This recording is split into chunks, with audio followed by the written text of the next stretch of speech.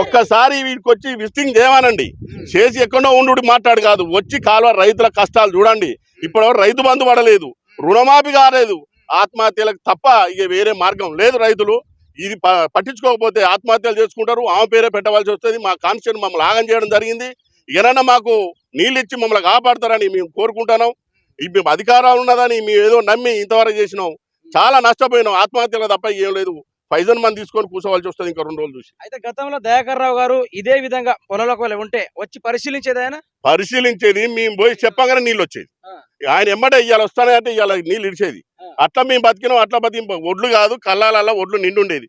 ఇప్పుడు ఒక రైతు 1 ఎకరం పెట్టి మొత్తం 30,000 పెట్టి నాశనం అయిపోయింది. కాలువ రాదని చెప్తే మేము పెట్టకపోదు, వస్తుందని చెప్పారు కాబట్టి మేము పెట్టడం జరిగింది. దయాకర్ రావు ఉన్నప్పుడు మేము ఒక్కొక్క రైతు కాలువల కింద ఉత్తం మడిగా లేకుండా ఇసుపెట్టకుండా మొత్తం మండించి లారీలతోని పోషం బెల్లుల్లే ఎన్ని లారీలు కూడా తెలుసుకోండి మార్కెట్లో.